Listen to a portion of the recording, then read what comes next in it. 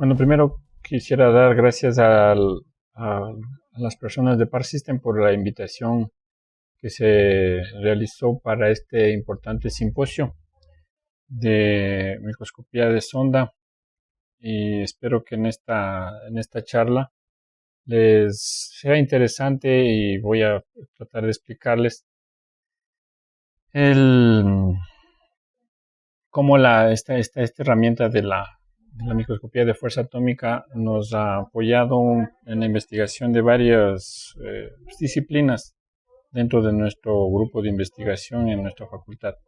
Permítanme presentarme, mi nombre es Pablo Bonilla, yo soy químico docente e investigador de la Universidad Central del Ecuador, de la Facultad de Ciencias Químicas, aquí en Quito, Ecuador.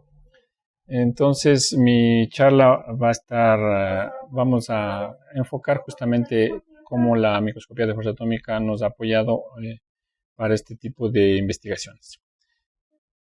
Dentro de esta charla, yo les voy a hacer el contenido de esta charla va a estar dada por la presentación, una presentación en donde trataré de brevemente darles a conocer el grupo de investigación, los integrantes y el laboratorio en donde se realizan estos trabajos. También hablaremos ya específicamente de cómo hemos aplicado la microscopía de fuerza atómica en, por ejemplo, un trabajo de tratamiento de superficies que hicimos para emulsiones. Luego hicimos otro que era para elaboración de nanoemulsiones como vehículos para fármacos liposolubles. También hemos utilizado esta herramienta para hacer trabajos de micropartículas esféricas cargadas con diclofenaco. También utilizamos en la formulación de nanopartículas lipídicas, puesto que uno de los parámetros que nosotros medimos o que utilizamos es la caracterización de estas nanopartículas, ya sea en la morfología o el tamaño, ¿sí? También hemos utilizado esta herramienta para la morfología de nanopartículas metálicas que obtuvimos mediante emulsificación de IPRES. Poco a poco hemos ido describiendo cada una de estas tecnologías de adelante. En el campo odontológico utilizamos esta herramienta nosotros para, por ejemplo, hacer una evaluación de cómo unos barnices utilizados sobre las piezas dentarias mejoran la rugosidad. Y también en el mismo campo hemos utilizado esta herramienta para evaluar justamente cómo uno de los nanopartículas de hidroxiapatita que hemos formulado nos ha ayudado, por ejemplo, en lo que es la restauración de túbulos dentinarios de las piezas dentarias. Entonces, ese es brevemente el contenido de esta charla, que espero que la disfruten y que sea de su interés. Al final de la presentación, si es que tienen más interés, incluso me pueden escribir. Aquí ustedes ven el correo electrónico. El correo electrónico en la primera diapositiva está el correo electrónico, al cual pueden escribir para si quieren más detalles sobre estas investigaciones. Brevemente en la presentación que les decía, yo estoy a cargo del laboratorio de nanoestructuras y sistemas coloidales de la Facultad de Ciencias Químicas que funciona en la Universidad Central del Ecuador. Nosotros tenemos un edificio con unos 5 laboratorios de investigación en nuestra facultad, y uno de esos es el de nanoestructuras, del cual yo estoy a cargo. ¿Sí? En este laboratorio también colabora estrechamente, por ejemplo, tenemos un técnico docente que es parte de nuestro equipo, que él nos ayuda justamente en lo que es el mantenimiento, calibración, manejo de los equipos dentro de los cuales está justamente el microscopio de fuerza atómica. ¿Sí? Entonces nosotros tenemos todo ese tipo de equipos, y también tenemos colaboradores, docentes colaboradores para este laboratorio. Uno de ellos es el doctor Cristian Alcíbar, que nos ayuda mucho en lo que es síntesis de nuevas moléculas con perspectivas de uso farmacológico. Entonces, con el doctor Alcibar, él hace la parte de síntesis orgánica, nosotros hacemos la parte de la formulación y del nanovehículo para que sea un sistema de liberación controlada, porque esa es nuestra especialidad, diseñar nanoestructuras para liberación controlada de fármacos. Entonces, aquí ustedes les presento a Denis Almachi en la parte derecha y mi persona que está a cargo de este laboratorio. No tengo una fotografía del doctor Alcibar, daba mucha pena salir aquí, pero bueno, es bien reconocido y gracias a Cristian por eso. Nosotros en nuestro laboratorio tenemos un microscopio de fuerza atómica, un NX10, como el que ustedes visualizan ahí en la presentación, que está asimismo equipado con todo, con la cámara de aislamiento, con las pantallas. Tenemos un juego de insumos y de accesorios para hacer microscopía magnética de fuerza, microscopía eléctrica de fuerza, para hacer nanoindentación, para hacer conductividad, una placa para muestras acuosas, etcétera. Entonces, tenemos todos o la mayoría de los insumos que se necesita para este tipo de investigaciones.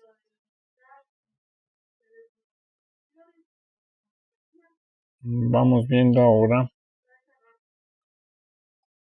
Nosotros uno de los primeros trabajos que empezamos a realizar con este microscopio y que justamente como estábamos enfocados en lo que es formulaciones de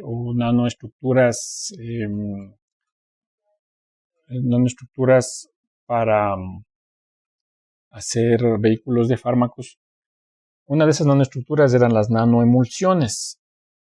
El punto con las nanoemulsiones es que para su caracterización, lo que necesitamos ahí, como son tamaño nanométrico, se utiliza la microscopía electrónica de barrido, pero con la técnica de la criofractura. Esa técnica de por sí es bastante complicada y bastante costosa.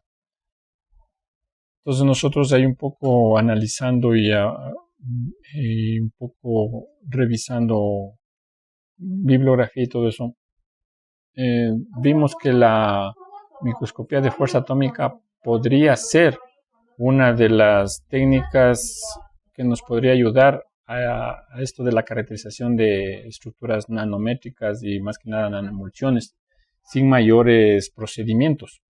Es así que justamente uno de los trabajos que primero hicimos es verificar si es que podíamos nosotros hacer estas visualizaciones de nanoemulsiones, pero con un tratamiento previo de superficies, en este caso superficies vítreas. ¿Sí? Las superficies vítreas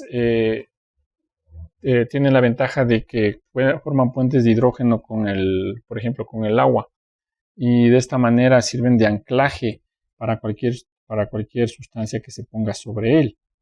Entonces, así es, partiendo de esta premisa, nosotros empezamos a probar varias sustancias que tengan puentes de hidrógeno y que nos puedan servir de anclaje para, en este caso, las gotas de las nanoemulsiones se mantengan ancladas y no cambien más que nada su morfología y su diámetro, ¿sí? y su tamaño. Entonces, ahí es lo que probamos, por ejemplo, ustedes pueden visualizar en la diapositiva, con algunos tipos de alcoholes y tratábamos con esos alcoholes las superficies vítreas, ¿sí? Nosotros tenemos aquí, a ver, miren, una vez que nosotros ya teníamos las superficies tratadas y que habíamos estudiado qué superficie tratada con qué alcohol era la mejor, formulamos una emulsión. Entonces aquí tenemos una emulsión al lado izquierdo, una nanoemulsión. En este caso está una sin fármaco y al lado derecho una con fármaco.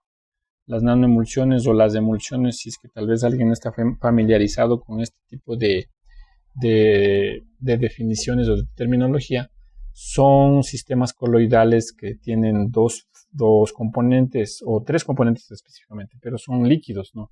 Tienen una fase acuosa y una fase orgánica. Esa fase acuosa y esa fase orgánica, dependiendo de si son gotas que están rodeadas del otro componente o al revés, se les llama las gotas, generalmente son la fase interna y lo que le rodea es la fase externa.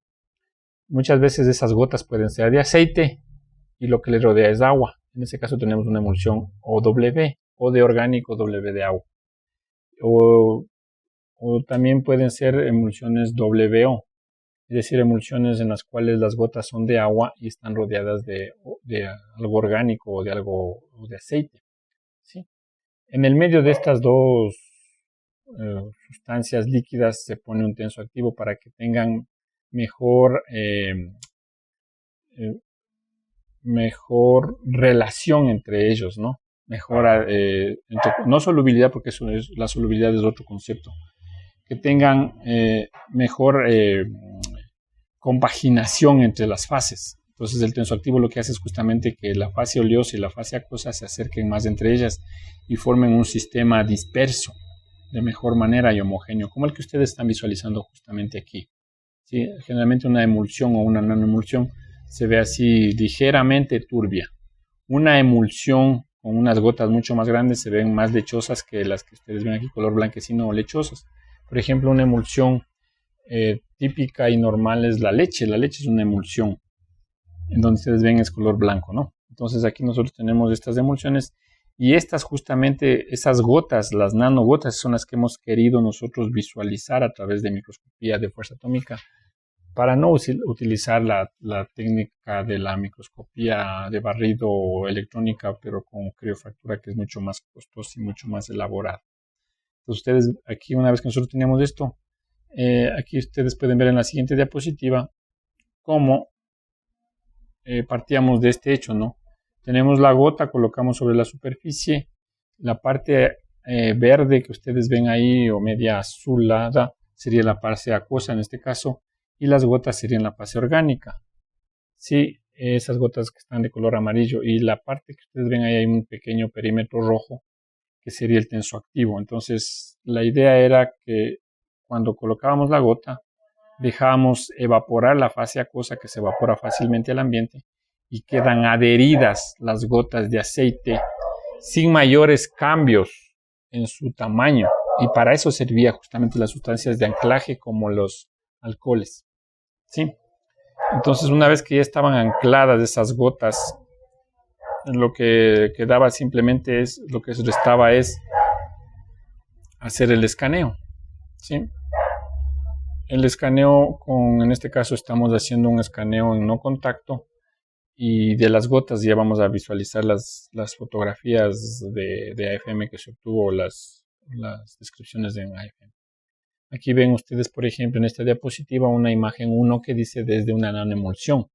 En 2 dimensiones está la fotografía, en donde esta, por ejemplo, no tiene un fármaco, no está cargada con fármaco esta nanoemulsión. Y aquí entonces ya visualizamos las gotas. Estos puntitos blancos son las gotas. Y ustedes ven aquí en esta tabla que yo he colocado aquí en la parte de arriba, es justamente para tener una idea de algunos datos de tamaño, más que nada. Todo esto está, tenemos las investigaciones, tenemos los datos. Si alguien quiere visualizar más datos, más fotografías, me pueden escribir a mi correo para llegar, o me pueden preguntar después de la charla. Entonces miren, aquí tenemos nosotros tamaños, les pongo un ejemplo.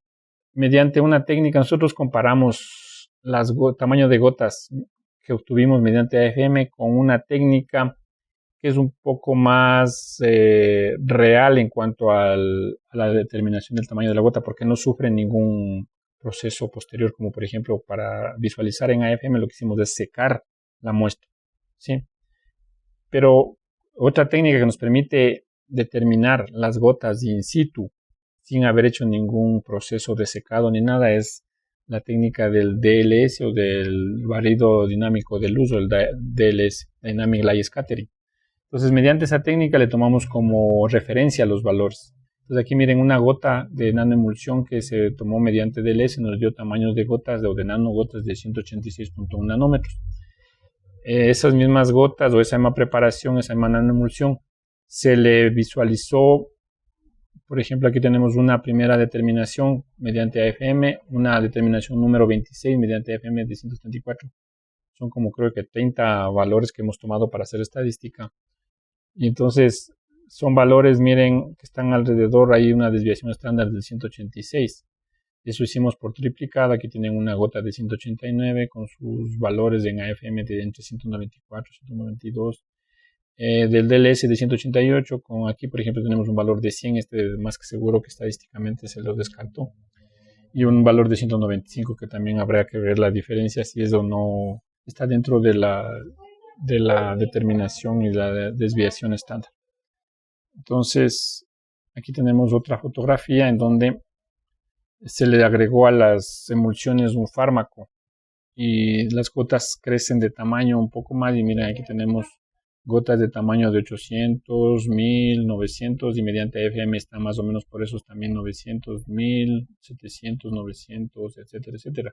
Aquí tenemos una fotografía en 3 dimensiones de esas nanoemulsiones con fármaco, en donde aquí se visualiza justamente incluso las alturas. Estas son los glóbulos de grasa que se quedaron adheridos de la emulsión OW. Acuérdense que les dije que la parte O es la parte que está afuera, sí, es la fase interna, la que está rodeada de una fase externa, que puede ser agua, en este caso es una OW, ¿no?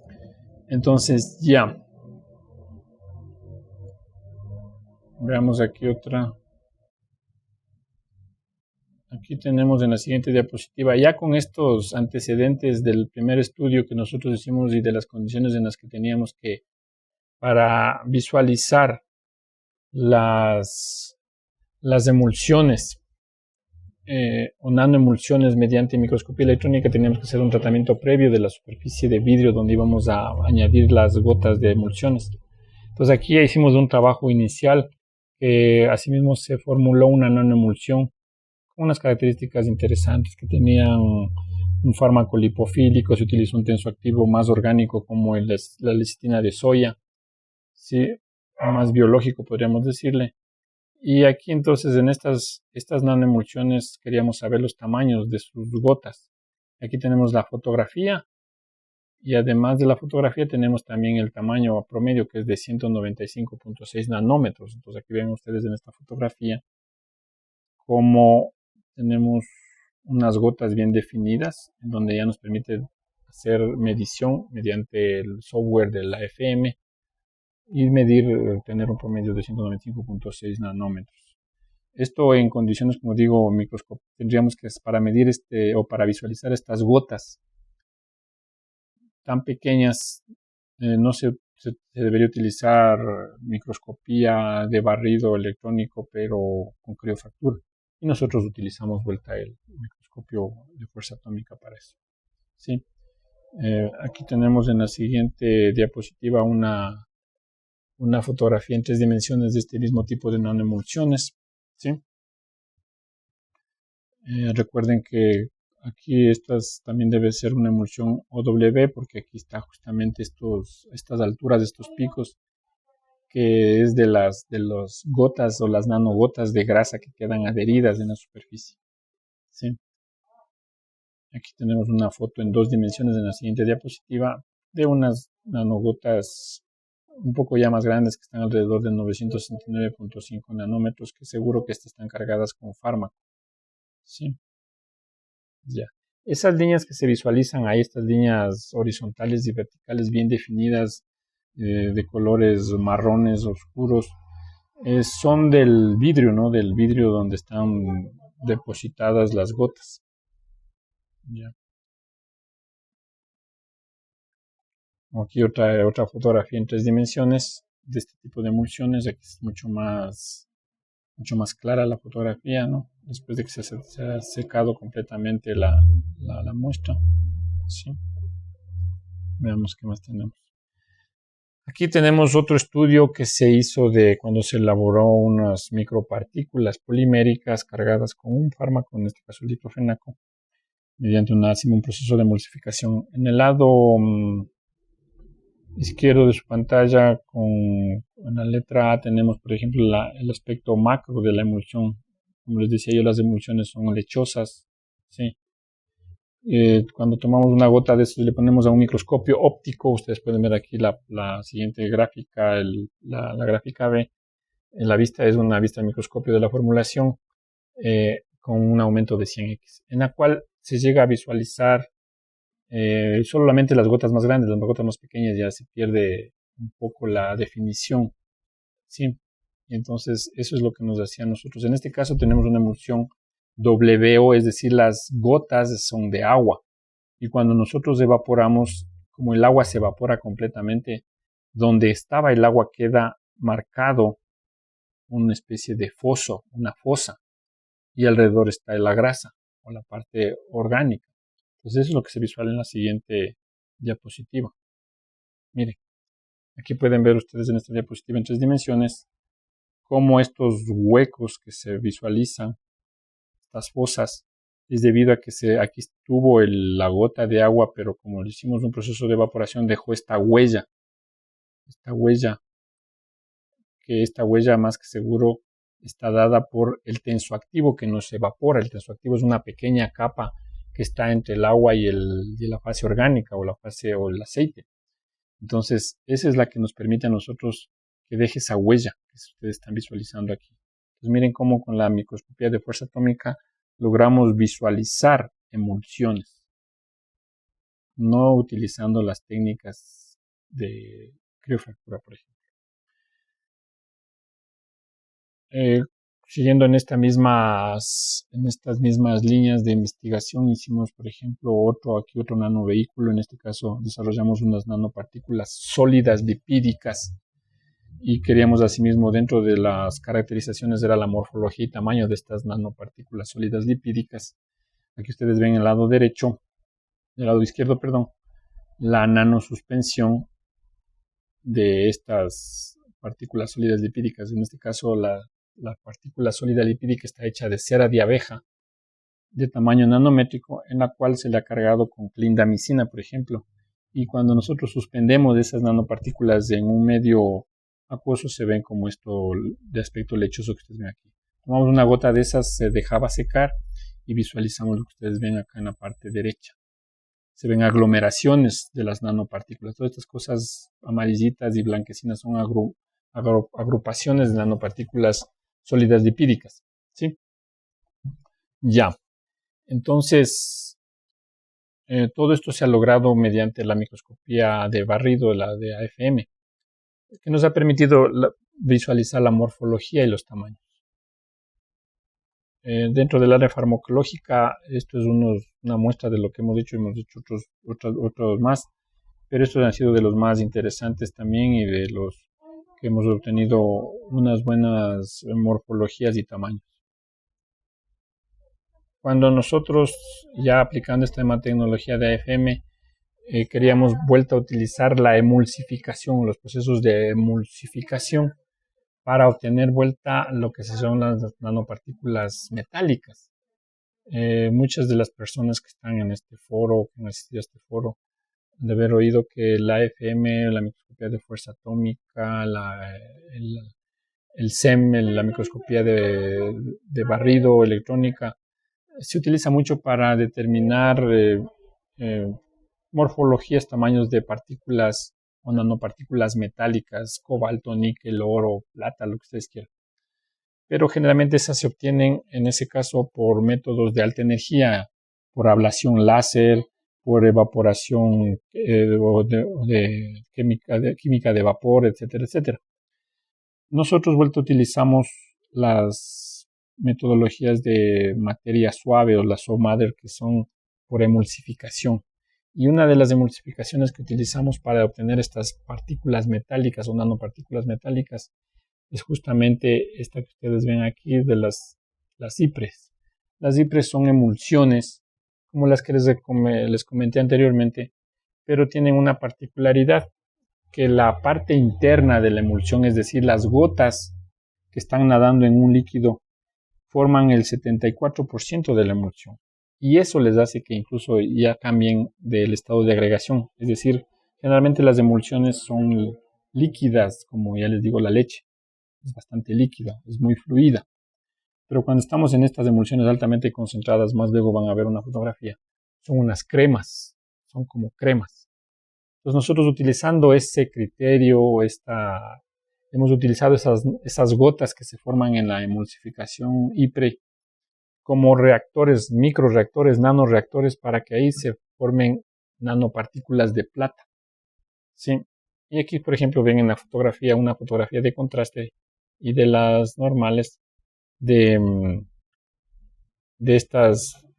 estas nanopartículas que no se define todavía bien porque no está hecho un zoom, es el primer zoom que hicimos. Después vamos viendo, cuando hacemos zoom a estas áreas, vamos analizando de mejor manera. Y también aquí en estas primeras fotografías que obtuvimos era para hacer algunos ensayos de acuerdo a las varias formas de la reducción química. En esta de contraste nos sirvió a nosotros también para saber si que estaban de mejor manera distribuidas o separadas las nanopartículas de plata. Ustedes ven aquí estos agregados color crema o anaranjados son debido a que se estaban aglomerando y nos hacía falta poner un antiaglomerante de las nanopartículas, ¿sí? Ustedes van a ver luego cómo vamos añadiendo antiaglomerantes y vamos mejorando la separación de esas nanopartículas.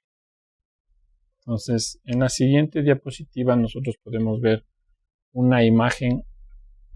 Justamente aquí ustedes ven el de la izquierda, correspondiente a una emulsión de estas altamente concentradas en modo de no contacto de 10 por 10 el área de barrido, ¿sí? Que todavía estos pequeños puntos blancos son las nanopartículas que después van a ver que hacemos la definición y seguimos buscando justamente aquí cómo mantener y tener más definidas la imagen de las nanopartículas. Aquí tenemos una imagen de contraste de una emulsión similar o de la misma emulsión que estamos viendo. Aquí empezamos a probar algunos antiaglomerantes o antiagregantes. Uno de esos que nos resultó después bueno fue los colágenos. El colágeno nos ayudó bastante como partícula polimérica para ayudar a disgregar las nanopartículas formadas. Aquí ustedes miren en esta diapositiva, esta es la parte interesante donde ustedes al lado derecho de color amarillo, ustedes ven cómo se ven las DIPRES. ¿Los ven ustedes? Son unas cremas, están en unos tubos de ensayo. Son unas cremas de color amarillo. Pero en este caso estas ya están teniendo un proceso de degradación fotoquímica, porque las sales de plata generalmente son fotosensibles.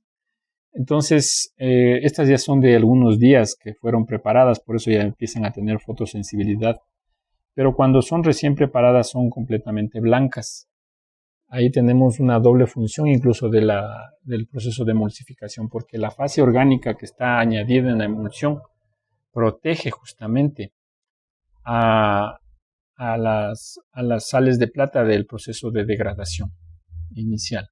Entonces, bueno, con esto, una vez que teníamos estas, porque aquí en las emulsiones, en las gotas de las emulsiones, en las nanogotas, era el reactor en definitiva en donde se daba la reacción química de reducción, en donde la plata, que tiene carga 1 generalmente, 1 más, pasa a plata cero valente, ¿sí?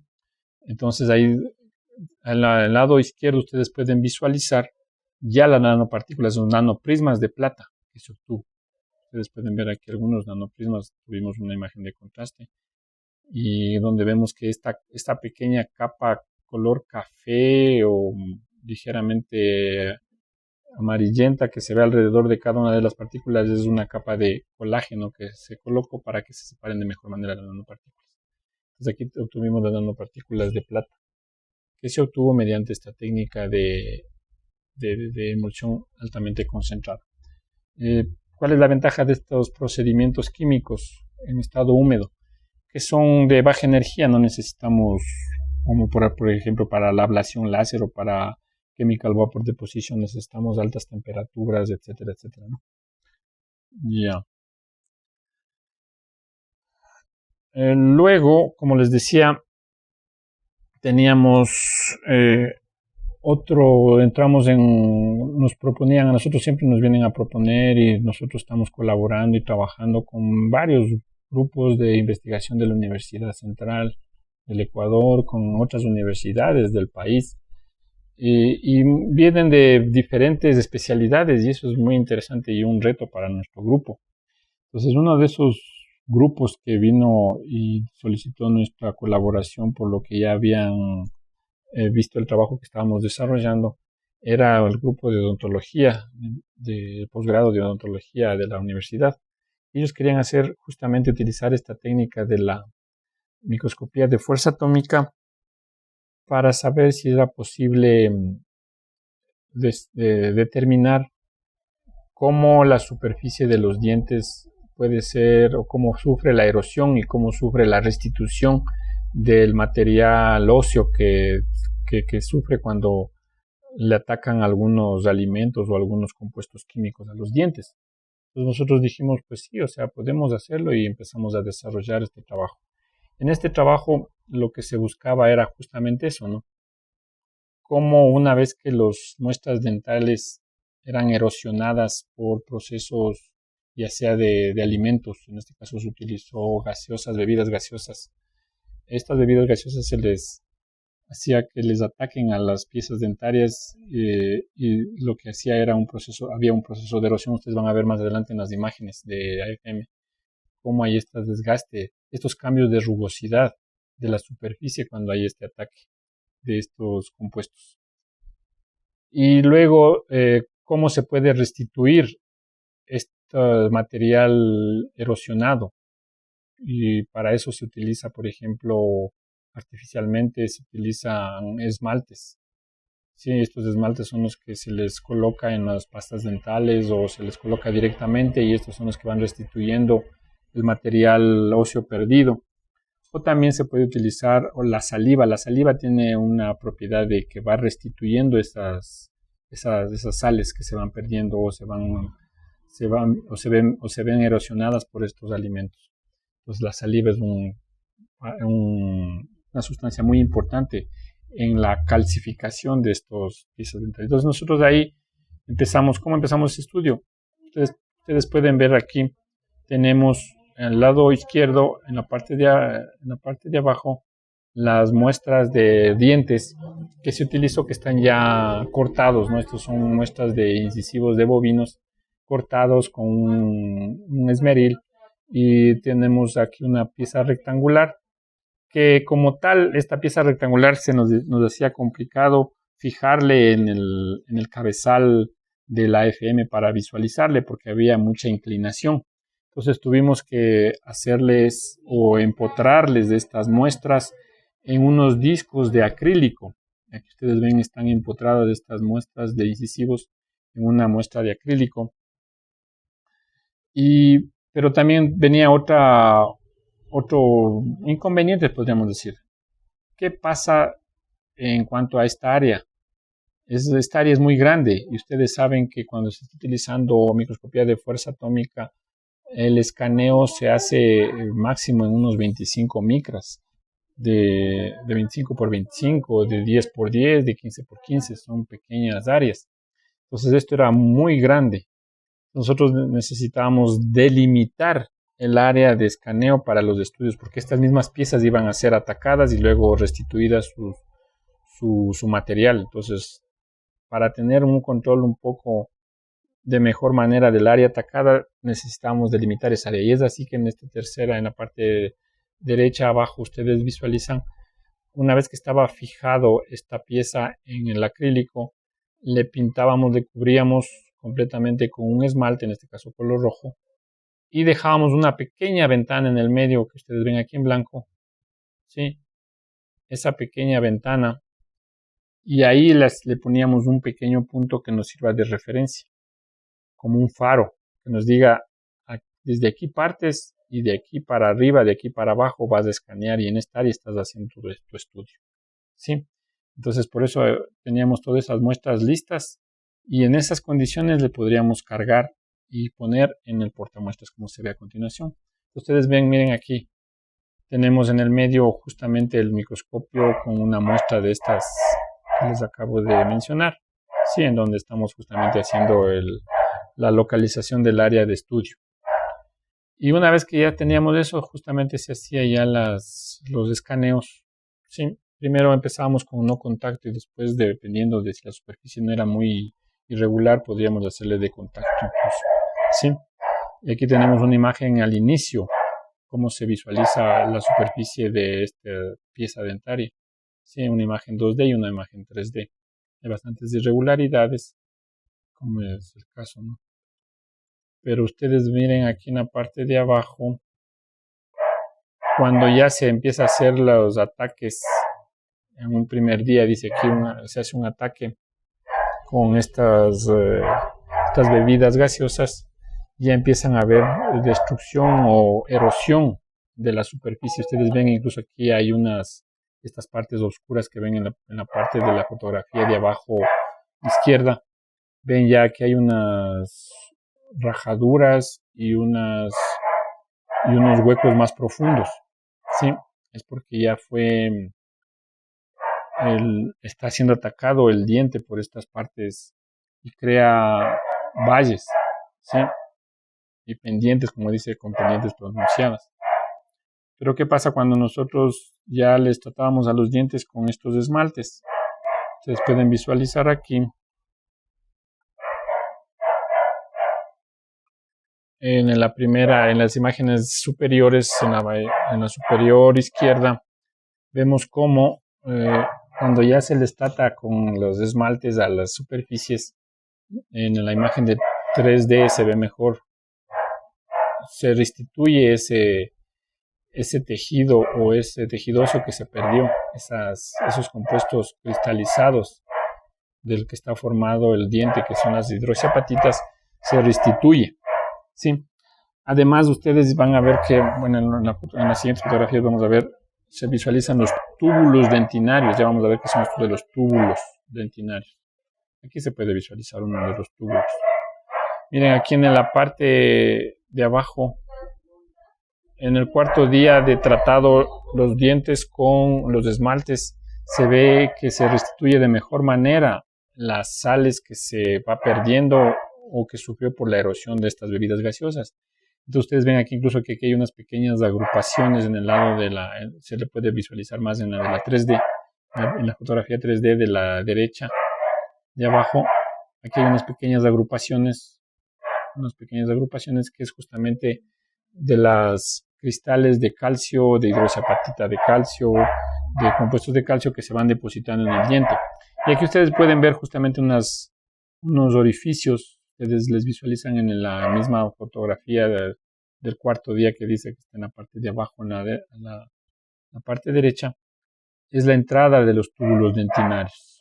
Estos túbulos dentinarios no son más que túbulos que tienen un hueco de entrada y por donde entre comillas, el diente respira, porque como ustedes saben, los dientes también son organismos vivos. Entonces necesitan hacer un intercambio de gases, ¿sí? Y entonces este túbulo dentinario es muy importante que exista y todos tenemos esos túbulos. El problema es que cuando esos túbulos se hacen muy grandes, esos huecos se hacen muy grandes y peor aún si se erosionan o se rompen o se resquebrajan, ya sea por la alimentación, por alimentos muy ácidos, etcétera, etcétera. Entonces puede ser una puerta de entrada para que ahí se acumulen primero desechos orgánicos, que esos desechos orgánicos después dan fermentaciones y esas fermentaciones dan bacterias y después eso da caries. Y esas caries después van poco a poco haciendo el hueco, ¿no? La que se conoce como la carie y después le dan problemas a las personas. Entonces esos túbulos dentinarios deben, así como son erosionados, deben otra vez restituirse. Y una forma de restituirse es o devolverles el material del que está hecho. ¿Y de qué material están hechos? Pues, como les decía yo, de compuestos de calcio, como las hidroxiapatitas. ¿Por qué les estoy diciendo todo esto? Porque en el próximo estudio que les voy a presentar, justamente ahí hacemos un desarrollo de un compuesto de una pasta dental, en definitiva, que tiene hidroxiapatitas y que mejora justamente la restitución de estos túbulos, ¿sí? Entonces, en este primer caso ontológico que empezamos a desarrollar, lo que buscábamos es lo que les acabo de decir, ¿no? De que se mejore la calcificación del diente después de haber sufrido un proceso de erosión. Déjenme ver si está aquí. Entonces, miren, aquí está una tabla con las medidas de la rugosidad. La rugosidad se obtiene, más bien dicho, también con el software del microscopio de fuerza atómica. Entonces ustedes pueden aquí visualizar cómo, por ejemplo, la rugosidad ha ido variando con el grupo de control. El grupo de control simplemente era el diente que era sometido a erosión y después a saliva artificial. Brevemente les comento, la saliva artificial no es más que una mezcla de sales con agua, ¿no? Un poco de glicerina también, si no estoy mal, y alcoholes. Entonces, son sales, son como alrededor de 10 o 8 sales mezcladas en agua, y esa es la saliva artificial. Entonces, a las piezas dentarias se les hacía, a las de control, simplemente al ataque con estas bebidas gaseosas. Se les iba midiendo al inicio, los post-tratamientos, al día 1, 2, 3, cuando ya se les añadía o se les colocaba en saliva artificial. Y miren cómo iba de lo que tenía una rugosidad inicial de 29, que era cuando se les atacaba. Después ya iban mejorando la rugosidad, aumentando su rugosidad. ¿Por qué? Porque se iba acumulando las sales cálcicas que venían de la saliva, ¿sí? Entonces, eso se midió mediante rugosidad. Ya, aquí están las desviaciones estándar, que son bastante bajas, como para esos tamaños de ojo, estamos hablando de nanómetros. Miren que también tiene una buena restitución cuando se utilizan los flúor o los barnices, perdón. Los barnices mejoran esta restitución porque también sirven de protectores para estos procesos de erosión. Entonces también hay cambios en la rugosidad de la superficie del diente. Entonces ahí se ve un poco cómo estas técnicas de la FM nos ayudó en no solo la morfología y tamaño, sino también en los cálculos ya más estadísticos en cuanto, por ejemplo, a rugosidad. Y como les decía aquí en este otro estudio, el estudio de cómo mejora la restitución de los túbulos dentinarios que les hablaba yo anteriormente, con la adición en una pasta dental cuando le colocamos hidroxiapatita, y más específicamente nanohidroxiapatita, porque aquí hay otro hecho, ¿no? De que el tamaño de partícula, es decir, podemos poner hidroxiapatita. La hidroxiapatita en tamaño grande o micro posiblemente se deposita sí sobre el diente, pero tal vez se deposita de una manera más irregular, y ustedes vieron incluso en las anteriores diapositivas que había agrupaciones de estos depósitos, se veían como grupos ahí depositados sobre la superficie del diente, porque era una hidroxiapatita, en ese caso, que eran ya de los esmaltes que les colocaban y que eran artificiales y que eran de fábrica, que no le controlan ahí en sí el tamaño de la partícula. Pero nosotros hicimos un trabajo en que, ¿qué pasa si es que le ponemos nanohidroxiapatitas? Van a ver con datos luego de fotografías y también de rugosidad, cómo esta restitución de la hidroxiapatita en el diente y en los túbulos dentinarios específicamente es mucho más regular y mucho mejor. Desde aquí tenemos, miren, una fotografía de la superficie del diente antes de ser aplicada y después de aplicar, por ejemplo, un dentrífico que no tiene nada, no tiene la hidroxiapatita, simplemente es una superficie irregular, ¿sí? La rugosidad van a ver que tenemos en la tabla anterior. No está la rugosidad. Es el trabajo en el extenso, está todos los datos. Entonces aquí miren, ya vemos cómo la rugosidad se ve afectada cuando la añadimos a la pasta dental hidroxiapatita. Entonces ustedes pueden ver en las fotografías de 3 dimensiones, en la de la derecha, que tiene mejor definición. Entonces tenemos que estas aglomeraciones es con una hidroxiapatita, ojo, con una hidroxiapatita con tamaños de partícula grandes, se puede decir, normales. Aquí está con otra hidroxiapatita, también hay las adherencias, ¿no? Aquí miren, tenemos en esta tabla justamente lo que les decía, existen los cambios de rugosidad.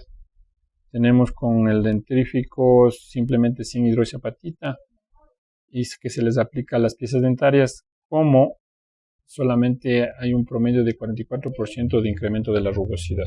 Es decir, se ha recalcificado el diente, y eso se determina mediante la rugosidad. Pero en un 44% se ha incrementado la rugosidad. Pero miren, cuando le ponemos hidroxiapatita, va entre 80 y 71, ¿no?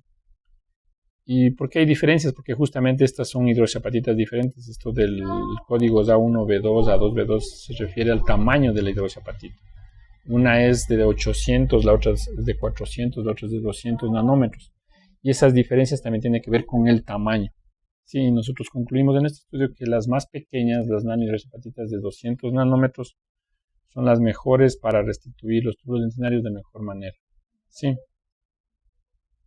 Miren, aquí tenemos unas fotografías de justamente de otra vez de estas piezas dentarias tratadas con las hidroxiapatitas. Y aquí ustedes ven incluso estos orificios que ven aquí son la entrada del túbulo dentinario. Sí. Aquí miren, tenemos otra. Perdón, aquí tenemos en la parte de abajo también tenemos otra de estas túbulos dentinarios. En esta tabla tenemos justamente unos valores promedio de los túbulos dentinarios antes y después de la aplicación de los dentríficos. ¿Sí? Miren cómo, dependiendo, como les digo, esto, cuando no tenemos hidroxiapatita en las pastas dentales, tenemos unos promedios mayores, ¿sí? Ya que cuando ya se le aplica el dentrífico, antes de la aplicación tenemos 3.7 nanomicras, ¿sí? Y cuando ya se le aplica la pasta dental, disminuye a 3.1 micras, ¿sí? Pero cuando nosotros hacemos esto con hidroxiapatita, baja más todavía el diámetro del túbulo dentinario, que nos indica que justamente el túbulo se está cerrando. ¿Por qué? Porque esto es como más o menos, ustedes se imaginan, es como cuando están construyendo una casa y queda todos los ladrillos o el bloque es visto, ¿no es cierto? Ahí es bastante irregular, hay bastante irregularidades. Si nosotros pusiéramos solamente hidroxiapatita, es como si solamente pusiéramos sobre esa pared un poco de cemento para que tape las irregularidades y las rugosidades de los ladrillos o de los bloques. Pero cuando ponemos la nanohidroxiapatita, este es como esa capa que se da determinado final de una pared. Es de la última mezcla de mampostería fina que deja la superficie bien homogénea y bien sellada. Entonces, eso es lo que hace la nanohidroxiapatita más pequeña. ¿Sí?